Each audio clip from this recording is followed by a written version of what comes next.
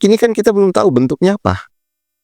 Yang diturunkan dari undang-undang BUMN nanti bentuk badan hukumnya itu apa nanti. Dan antara ini, apa super holding itu akan berfungsi sebagai satu entitas BUMN yang melakukan kegiatan usaha produktif di luar usaha-usaha pembiayaannya yang berhubungan dengan perbankan. Jadi dia keluar dari situ. Jadi dia tidak melakukan praktek kegiatan jasa keuangan. Misalnya kalau dia masuk ke jasa keuangan, konsekuensinya nih, dia harus diawasi OJK, dia harus berhubungan dengan BI, dia harus berbentuk bank atau berbentuk asuransi atau berbentuk seperti itu. Sudah disahkan undang-undangnya, tinggal kita lihat undang-undangnya dulu bunyinya apa. Kalau diberi masukan sekarang, ini sudah diturunkan dari undang-undang BUMN, nanti kita salah lagi karena kita belum tahu detailnya badan hukumnya dan bagaimana mekanisme kerja yang diatur di dalam undang-undang BUMN itu. Apa dia BUMN apa nanti gitu. Nah, itu kita perlu tahu itu dulu baru kita bisa memberikan masukan. Kalau dia itu insurance atau investment bank atau banking biasa, lembaga perbankan biasa atau perusahaan perbankan, ya kita bisa kasih ini masukan. Anda menyaksikan Just Talk, Justice Talk Show. Bincang-bincang keadilan, politik, hukum, ekonomi, dan budaya bersama Hadi Priyono dari Jurnal Politik TV yang diberdayakan oleh visibangsa.com. Media merdeka mencerahkan bangsa. Pemirsa, berjumpa lagi dalam Just Talk, Justice Talk Show. Bincang-bincang keadilan seputar politik, hukum, ekonomi, keuangan, pendidikan, dan budaya. Publik mendapatkan berita soal diluncurkannya Badan Investasi Danantara. Banyak pertanyaan-pertanyaan publik, mulai dari soal ngebutnya pembahasan RUU revisi Undang-Undang BUMN, lalu disebut-sebutnya aset yang bakal dikelola ini mencapai angka 14.000 triliun lebih. Publik pun tanya-tanya dari mana angka sebesar itu. Lalu terkini muncul lagi diajaknya mantan-mantan presiden untuk menjadi pengawas. Padahal publik sendiri tidak tahu persis. Ini lembaga yang baru diluncurkan ini, lembaga investasi, bentuknya seperti apa? Untuk itu kita akan coba bincang-bincang kemana arah sesungguhnya soal Danantara ini. Bersama kita sudah hadir ekonom Salamuddin Daeng dan Bang Kaban yang coba akan kita ajak untuk diskusi menelaah lebih jauh soal Danantara. Bang Salamuddin Daeng, ini lagi heboh soal Danantara, tapi banyak pertanyaan-pertanyaan publik masih bingung, ini barang ini, makhluk ini, Danantara seperti apa sebenarnya? Mana yang bisa memberikan gambaran nggak ini? Ya, kalau dia itu dibentuk dari revisi Undang-Undang BUMN, maka kemungkinan terbesar dia ini adalah perseroan terbatas.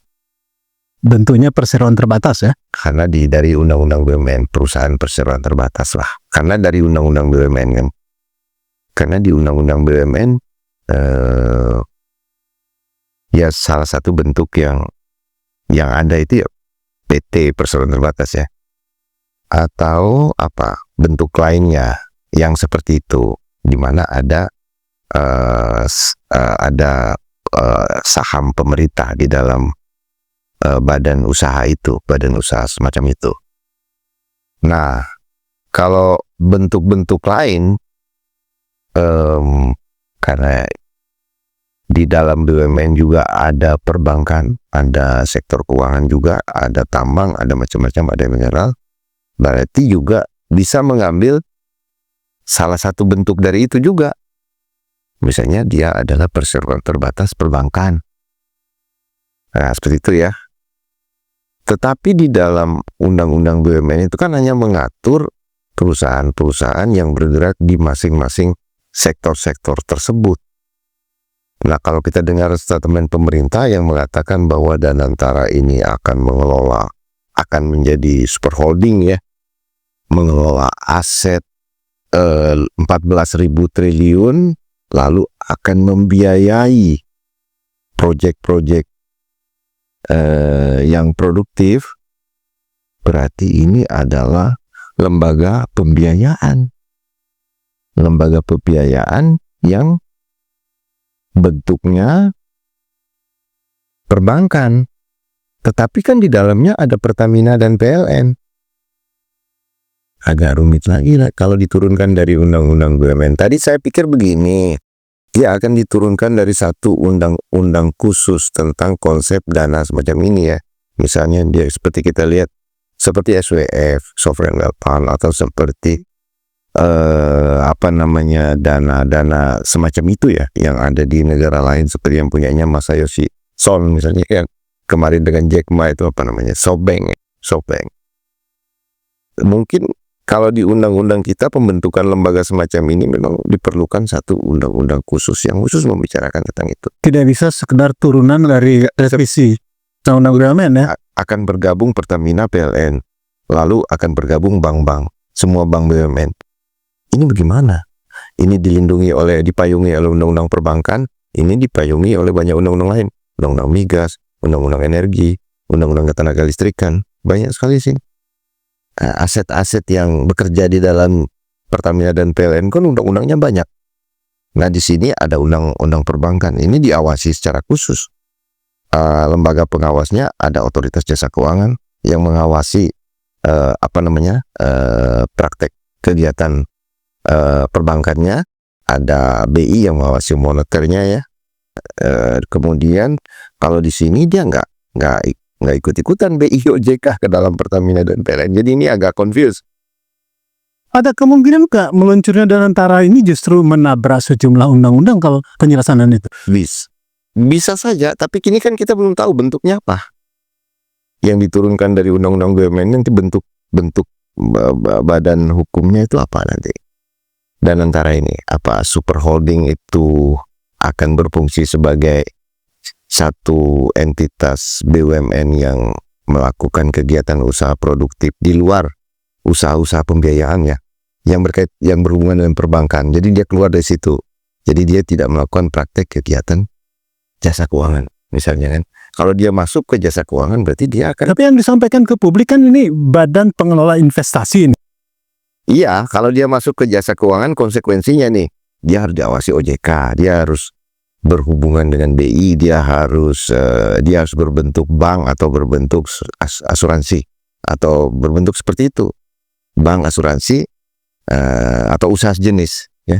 Tapi kalau dia itu adalah sebuah entitas usaha yang bekerja untuk sektor real, dia bisa aja persoalan terbatas seperti Pertamina dan PLN. Langsung aja dengan uangnya itu dia melakukan kegiatan usaha, investasi, perdagangan, ekspor dan lain sebagainya. Jadi masih belum bisa Tapi kalau mengambil logika pemerintah mengatakan bahwa ini hampir segalanya, dan antara ini segalanya, dan antara ini seluruh kegiatan akan dikerjakan dengan itu, pembiayaan dikerjakan dengan itu. Berarti pembiayaan berarti kegiatan-kegiatan yang berhubungan dengan pinjam meminjam atau melakukan investasi atau pembiayaan seperti itu. Kemudian usaha produktif akan dilakukan di situ. Nah, ini tidak dikenal di dalam praktek perusahaan atau badan usaha di Indonesia. Perizinannya gimana nanti? Ngurus izin segala macam itu kan ketika dia menjadi sebuah perusahaan udah detail, udah urusan dia di sektor mana, dia akan bekerja untuk kegiatan apa, perizinan dan segala macam itu meliputi itu semua. Kesan terburu-burunya ini Anda menangkap seperti apa nih? Kesan apa ya? Saya lihat memang ini di luar ekspektasi saya sih. Tadinya saya pikir dia akan dibahas dengan undang-undang khusus. Karena kalau undang-undang khusus pasti pembahasannya akan panjang di tingkat perumusan payung hukumnya. Nah, itu menarik. Menurut saya ide ini tetap menarik karena melihat potensi keuangan kita yang cukup besar, cuma tidak ada wadah semacam itu di Indonesia. Gitu. Jadi, tetapi kalau misalnya diturunkan dari undang-undang BUMN, saya menjadi agak kebingungan nanti bagaimana cara praktek penyelenggaraan usahanya. Kalau ini teruskan tanpa ada undang-undang khusus misalnya, kira-kira konsekuensi apa yang akan muncul belakangan dengan Danantara ini? Dia harus mengambil salah satu. Dia jadi bank, jadi insurance, atau jadi perusahaan seperti Pertamina atau PLN. Jadi dia tidak bisa menggabungkan jenis kelamin yang berbeda-beda di dalam praktek BUMN ini ke dalam satu jenis kelamin. Tidak bisa. Jadi jenis kelamin berbeda-beda digabung dari satu jenis kelamin. Itu gimana kegiatannya? Gitu. Dia harus mengambil salah satu. Misalnya kalau dia bank, ya dia ambil bank aja. Berarti bank Danantara toh. Kalau dia adalah insurance atau lembaga asuransi atau investment bank atau lembaga pembiayaan seperti itu, dia ambil salah satunya itu. Jadi Pertamina pasti nggak bisa masuk situ dong. PLN mau ngapain di situ? PLN nggak bisa. Pak Kaban, ini kalau melihat penjelasan dari Bang Salamuddin ini, ternyata tidak sesederhana meluncurkan lembaga pengelola investasi. Banyak hal yang harusnya dilakukan, tapi ini kan publik sudah tergiring akan muncul super holding yang luar biasa. Bahkan terkini Pak Prabowo mengajak sejumlah mantan presiden untuk jadi pengawas. Nah, muncul juga pertanyaan dari publik, ini posisi pengawas ini komisaris atau seperti apa gitu? Komentar Pak Kaban? Ya, terima kasih Bung Hadi, Bang Salamuddin Daeng. Jadi kalau kita bicara tentang Danantara ini kalau saya kategorikan institusi, bentuk institusinya seperti apa? Ya kan, status institusinya itu. Kalau dibaca ya di media dan komentar-komentar, kelihatannya bentuknya ini nggak jelas. Ya kan, tadi juga sudah disinggung ya. Jadi jenis kelaminnya apa ini, bentuk institusinya ini, kemudian undang-undang, karena di Indonesia ini selama ini kan sudah cenderung dia agak ke lex spesialis. BUMN ada undang-undangnya, ya kan, migas ada undang-undangnya, ya, kehutanan ada semua hampir sudah begitu, koperasi ada undang-undangnya gitu kan. Nah, sekarang ini mau dibikin satu institusi yang semua yang besar-besar, yang dianggap punya nilai aset atau katakanlah dalam bahasa likuiditas yang cukup besar, itu mau dihimpun dalam satu wadah. Mungkin dikatakan tadi istilahnya apakah itu dengan super holding. Nah, yang perlu kita ingatkan adalah, ya kan, apapun yang dibangun, itu jangan sampai melanggar undang-undang. Itu yang paling pokok. Karena negara kita ini negara hukum. Sekuat apapun pemerintah, ya kan, sebesar apapun kepuasan masyarakat terhadap pemerintah, tapi ketika membentuk sesuatu badan atau institusi, ya, itu jangan sampai melanggar undang-undang. Karena setiap pelanggaran undang-undang, dia akan kontraproduktif. Kontraproduktif itu bisa menurunkan kepercayaan publik terhadap pemerintah. Nah, apakah kehadiran Danantara ini akan membuka lapangan pekerjaan, ya, akan mengatasi pengangguran yang besar, ya kan? Apakah dengan kehadiran Danantara ini masyarakat yang mau melakukan investasi itu akan lebih mudah? Jadi banyak pertanyaan, ya. Jangan nanti ada kesan dana-dana besar yang bergulir di Danantara ini hanya untuk kepentingan bisnis-bisnis tertentu. Yang itu, jangan lupa, pemerintah ini kan cuma 5 tahun. Ya kan? Hanya 5 tahun. Membentuk usahanya itu coba lihat. Berapa lama OJK itu bisa establish? Aduh, ya bayangkan. Ketika OJK dibentuk itu berapa tahun dia bisa establish seperti sekarang. Nah, apalagi kita ini tadi kan dijelaskan, urusan fiskal dengan urusan moneter di negara ini sudah dipisah. Nah, sekarang bagaimana dengan institusi ini? Apakah fiskal moneter juga ada di situ gitu. Jadi saya mengatakan bahwa pemerintah PS08 ini, sekuat apapun, jangan coba-coba untuk melanggar undang-undang. Karena itu adalah kontraproduktif. Ya, dan itu akan melemahkan pemerintah. Karena orang akan bicara tentang kesalahan itu sendiri. Harusnya belajar. Belajar bagaimana Joko Widodo dengan membuat undang-undang Omnibus Law itu, undang-undang Cipta Kerja yang akhirnya menciptakan pengangguran. Karena undang-undang Cipta Kerja mengeluarkan pengangguran. Dan terus kontroversial sampai hari ini. Buktinya serikat buruh, kaum buruh, protes terus untuk itu dibatalkan. Nah, bagaimana dengan Danantara ini? Jadi, saya ingin menegaskan gitu ya, bahwa pemerintahan yang sekarang itu mestinya konsisten ya dalam konteks bagaimana menegakkan undang-undang itu. Jadi jangan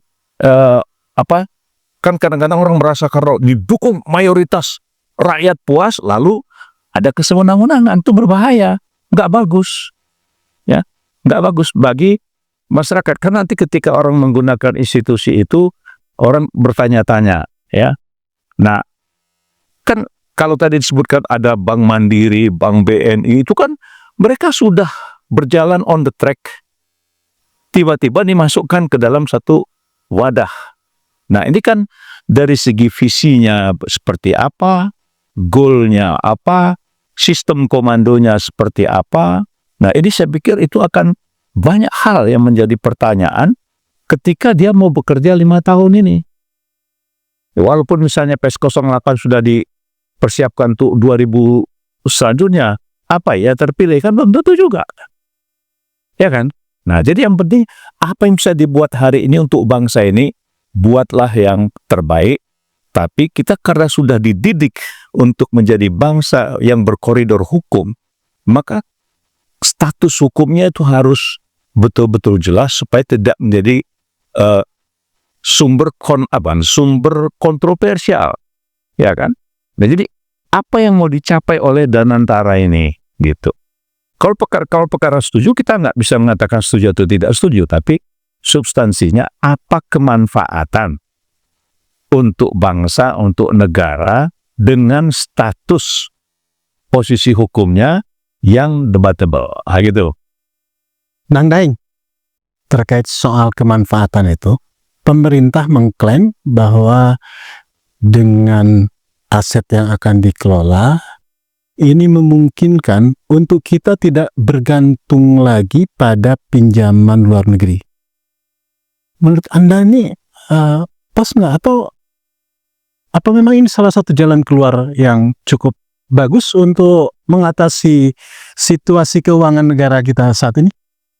Aset BUMN itu kan secara keseluruhan itu sekitar 11.000 sampai 12.000 triliun. 11.000 sampai 12.000 triliun itu yang besar-besar seperti Pertamina, PLN, Telkom, dan lain-lainnya. Tapi ingat, aset-aset BUMN ini bukan aset yang liquid, yang bisa jadi duit gitu, karena di dalamnya itu sudah banyak liability, sudah banyak utang. Jadi hutang BUMN sekarang itu sekitar 8.500 T. Sebagian besarnya itu adalah utang daripada sektor perbankan. Nah, sebagian yang besar-besar lagi seperti utang PLN, seperti Pertamina, sekitar masing-masing 650 lah. Kali 2 berarti 1.300 ya. Dua lembaga itu. Nah, bank-bank besar semua. Nah, itu kalau yang di bank berarti dia itu adalah dana masyarakat. Kemudian ada juga bank-bank ini menerbitkan obligasi dalam bentuk obligasi ke pasar keuangan internasional kan. Jadi itu juga merupakan bagian dari kepemilikan internasional di dalam perbankan itu. Kemudian kalau PLN dan Pertamina masih 100% milik negara, tetapi BUMN perbankan itu sudah tidak lagi. Perbankan kita itu sudah ya 55%. 45%-nya itu adalah milik swasta. Nah, ini yang harus dipertimbangkan dari angka yang disebutkan 14.000 triliun. Kalau asetnya 11.000, utangnya 8.500, kita tinggal berapa kan yang, dan sisa aset ini belum tentu bisa menjadi sumber likuiditas gitu loh. Maksudnya kalau diperdagangkan aset ini diturunkan dari aset derivatifnya, bisa nggak menghasilkan 1.500 lagi? Belum tentu juga, Bang. Karena itu kan sudah mentoknya aset BUMN itu saya lihat di periode sekarang. Jadi saham-saham BUMN kan jatuh semua. Lalu kemudian obligasi BUMN itu sudah sulit sekali laku sekarang karena udah penuh kan. Lalu kemudian imbal hasil itu juga semakin tinggi karena resikonya mereka berinvestasi itu juga semakin tinggi. Ditambah lagi dengan kebijakan pemerintah, kebijakan moneter. Ya, kemarin kan pemerintah butuh duit.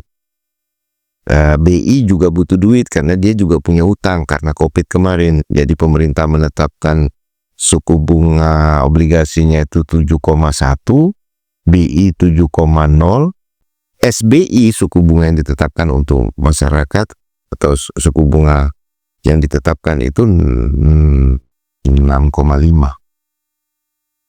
Jadi ini kan sebenarnya yang akan terjadi, uang-uang yang di masyarakatnya akan tersedot semua ke surat utang negara dan ke obligasi BI yang namanya SBRI. SBRI namanya, SRBI, Sertifikat Rupiah Bank Indonesia ya. Jadi itu juga obligasinya Bank Indonesia. Jadi semua uang-uang nanti akan lari ke sini nih untuk bayar utang. Nanti Danantara dapatnya dari mana? Kalau disebutkan dia akan mengelola aset 14.000 triliun itu. Kalau dihitung dari dividen tahun lalu kan itu hanya 300 triliun. Bisa kalau dividen disetorkan semua. Karena ada beberapa. Tadi kan menuju ke 14.000 itu jauh banget itu. Mas jauh. Ada beberapa kabar saya dengar. Ini pemotongan anggaran ini juga yang di APBN senilai 306 triliun. Juga akan dibawa ke Danantara. Tapi ini juga akan punya prasyarat, ada konsekuensi hukum karena masalah fiskal, dan ini makanya tergantung badan hukumnya Danantara ini statusnya apa nanti. Kalau dia perseroan terbatas maka harus persetujuan DPR untuk pengalihan dana itu. Nah, pengalihan dana itu juga harus melalui keputusan Menteri Keuangan karena itu disebut sebagai penyertaan modal negara ke dalam BUMN. Kalau dia itu, ya dia pasti BUMN Danantara itu. Jadi penyertaan modal negara ke dalam Danantara. Tapi kalau disertakan seluruhnya, ini bagaimana dengan capeknya BUMN ini? Belanjanya, apakah langsung dikembalikan begitu, di kos saja gitu, seset gitu, asal ada dalam pencatatan Danantara. Tapi angka dividen sebesar 300T, 170 nggak salah. Nggak sampai 300 ya. 300T itu ya seperti yang kita lihat sekarang, bagaimana BUMN kita bekerja sekarang kan biasa-biasa saja, tidak ada satu lompatannya. Bagaimana itulah Ya banyak BUMN yang justru kayak itulah value atau itulah kekuatan dari angka dividen 300T itu. Jadi kalau disebutkan tidak akan bergantung lagi pada pinjaman luar negeri itu betulnya gimana? Gini loh Bang Adi. Indonesia itu sebetulnya kapasitasnya itu nggak pernah naik dalam hal keuangan. Contoh, saya kasih contohnya APBN aja ya, yang konkret ya. 10 tahun yang lalu APBN kita berapa? Di zaman SBY 1.600T. Berapa dolar itu? Kalau dulu kurs 8.000, berapa dolar? 200 miliar dolar. Sekarang berapa APBN kita? 3.600T. Berapa dolar? hampir juga 200 miliar dolar juga. Jadi APBN kita itu dilihat secara purchasing power-nya terhadap perdagangan internasional, ya. Jadi itu masih 200 miliar dolar. Jadi kita kalau mengatakan kita akan petantang-petenteng terhadap kekuatan yang bertarung secara global ini agak berat juga, bisa, tapi harus melewati penataan sistem keuangan kita yang komprehensif. Jadi tidak parsial, harus historis, komprehensif, tidak parsial. Jadi kita mengerti betul kekuatan keuangan yang ada di dalam. Dengan belum jelasnya status Danantara ini, apakah ini justru membuat semakin katakanlah ruwet dari carut marut sistem yang ada ini? Sektor keuangan, ya bisa. Karena sebetulnya sektor keuangan kita itu sudah sedikit atau sudah boleh dibilang carut marut. Karena munculnya berbagai konflik keuangan di antara institusi-institusi keuangan yang ada. Dan kita menghadapi satu keadaan yang fragmented dari sumber daya keuangan kita yang ada. Misalnya BI, Kementerian Keuangan, Otoritas Jasa Keuangan, Perbankan, Insurans, Jaminan Sosial, uang tabungan, insurans, asuransi sosial dan lain-lain itu kan berserakan nih. Sekarang berserakan. Dan itu semua uang-uang itu dimakan oleh oligarki kita. Oligarki di negara ini. Makanya paling sering hilang itu kan dana pensiun tenaga kerja, dana pensiun karyawan BUMN tiba-tiba hilang gitu, tiba-tiba korupsi, tiba-tiba gitu kan. Nah memang dana-dana begitu jadi makanan masing-masing, udah dibelah-belah ini. Dan sistem keuangan kita itu tidak terintegrasi sebagai satu kekuatan yang penuh untuk menjadi sumber daya keuangan negara. Dia tidak bisa membentuk satu sumber daya keuangan yang besar karena sistemnya sudah di separation, sudah dibikin pisah-pisah, ada di sana, ada di sini. Asuransi dikelola lain, ini dikelola lain, ini dikelola lain. Nah, sementara kita sudah sulit sekali menghubungkan antara sebetulnya kekuatan kita untuk membangun negara itu ada di mana. APBN itu cuma punya 3.600 triliun. Tapi revenue semua BUMN, revenue-nya itu 3.200. Iya kan? Sebetulnya hampir kalah APBN. Utang negara 8.500. Utang BUMN juga 8.500. Belum utang swasta. Bagaimana kemampuan belanja dari perbankan-perbankan? Besar juga. Jadi APBN itu menjadi satu sektor kecil.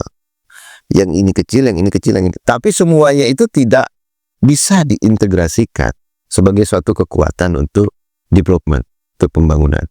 Dulu bank, agent of development. Sekarang enggak aja bank. Gimana nyari rente aja, nyari bunga aja. Sekarang bank lebih sibuk membeli obligasi negara, surat utang negara daripada berinvestasi. Bunganya 7,1, Bang. Gitu. Ya, tapi dapat. Nggak kerja, dapat uang. Jadi sebagian besar uang mengalir ke surat utang negara. Bayangin aja bank tahun 2023 itu sekitar 1.500 kalau nggak salah. Uang bank yang sudah ada di dalam surat utang negara. Terus uang jam sostek di dalam surat utang negara.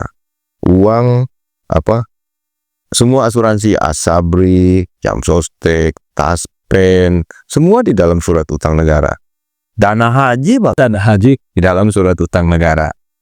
Sebenarnya masalah terbesarnya itu ada sekarang ini adalah menyelesaikan masalah APBN. Tapi masalah APBN yang kecil ini, yang saya bilang 200 miliar dolar APBN kecil ini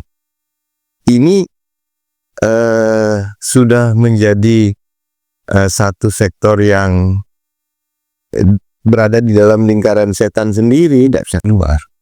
Padahal uang di luar-luar ini banyak, tapi tidak dikelola secara optimal sebagai sumber daya keuangan. Karena dia fiskal, ada moneternya, jadi dia kacau sendiri. Jadi kalau Danantara dimaksudkan untuk menggarap yang di luar-luar ini, mungkin kan, Ben? Makanya saya bilang kalau payung hukumnya undang-undang BUMN, berarti dia BUMN. Dia tinggal memilih salah satu badan hukum dari BUMN. Misalnya dia BUMN perbankan kah, dia BUMN asuransi kah, dia BUMN pertambangan atau seperti Strike ID, atau dia BUMN seperti Pertamina dan PLN yang mengatur hajat hidup orang banyak, menyediakan listrik atau menyediakan BBM. Dia harus memilih salah satunya. Tidak bisa misalnya BUMN investasi tambang langsung menjadi BUMN perbankan digabung jadi satu, gimana caranya? Ini kan ada payung hukumnya masing-masing, ada undang-undang perbankan, ada undang-undang minerba, ada undang-undang migas, ada undang-undang ketenaga listrikan. Tidak bisa tumpang tindih, nanti malah ini tidak ada pengaturan atau chaos lah. Gimana caranya mengatur hal seperti itu? Jika ada kemungkinan chaos, Anda punya alternatif lain nggak? Ini kan negara nih lagi memang susah ini. Kita semua tahu. Ini kan susah uang. Susah uang ini. Susah duit. Ini jalan keluarnya kira-kira apa ini? Gimana kalau negara susah uang? Susah uang itu karena masalah sistem keuangannya yang memang sudah berantakan dan tidak ada penataan, tidak ada usaha untuk penataan kembali. Sistem bernegara ini sistem keuangan sudah berantakan. Lalu utang udah kebanyakan, utang BUMN banyak, utang pemerintah banyak, utang swasta tuh banyak. Nah, tiga-tiganya ada utang luar negeri lagi banyak juga itu.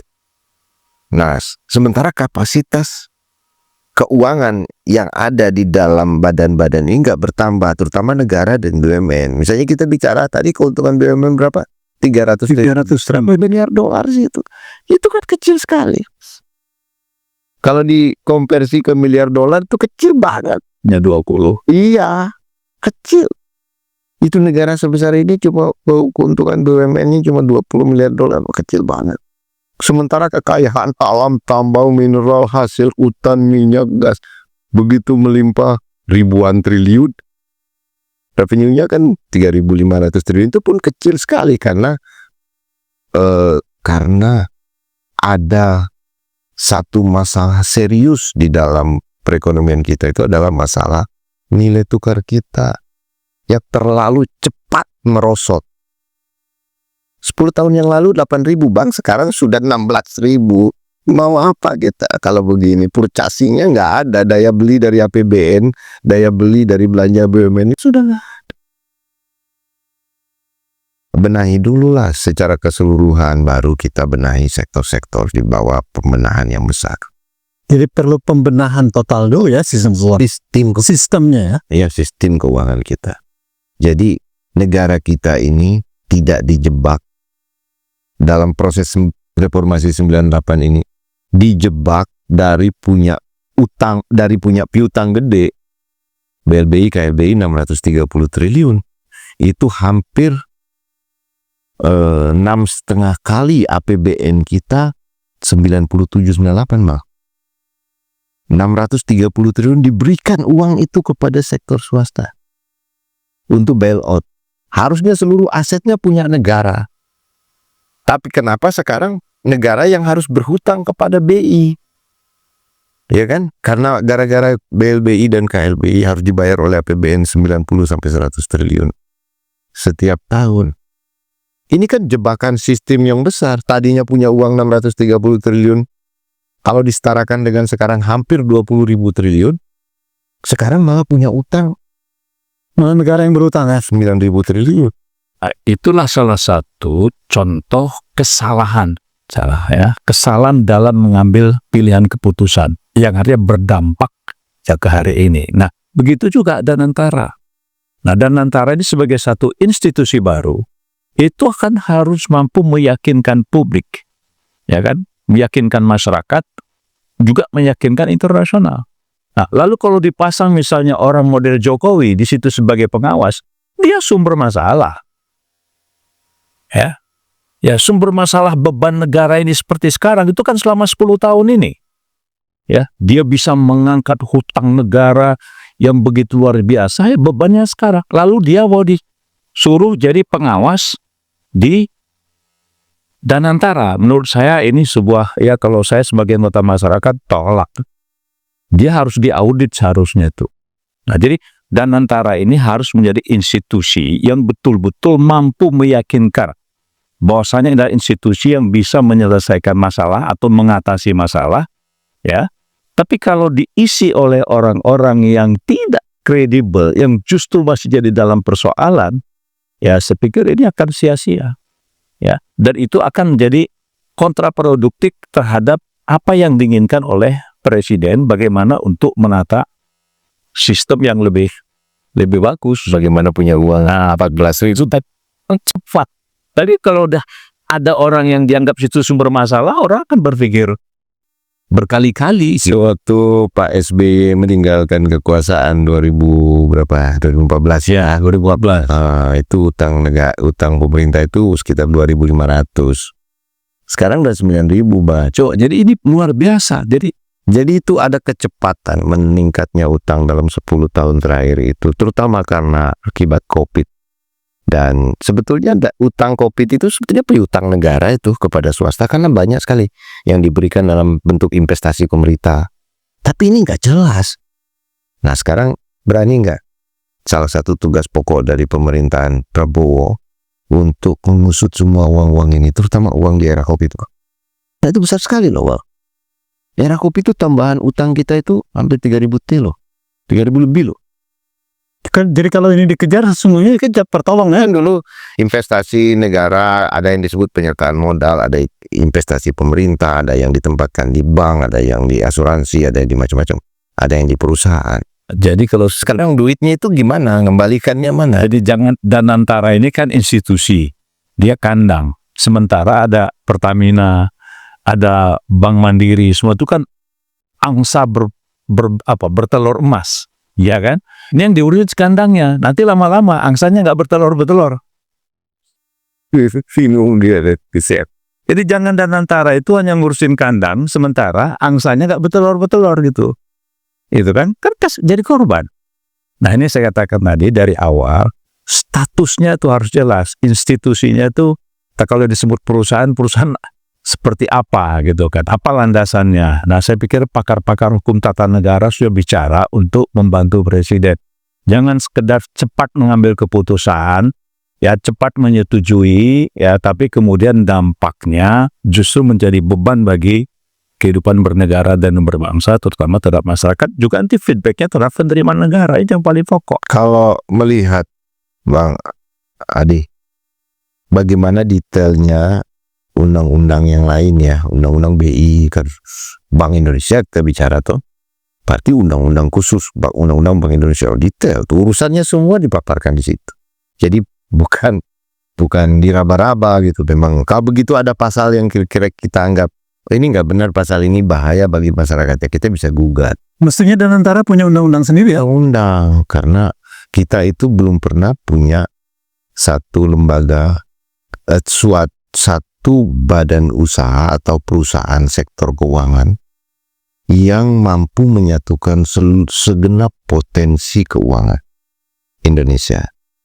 Devisa hasil ekspor, dana jaminan sosial, dana termasuk kekuatan fiskal kita APBN, termasuk juga dana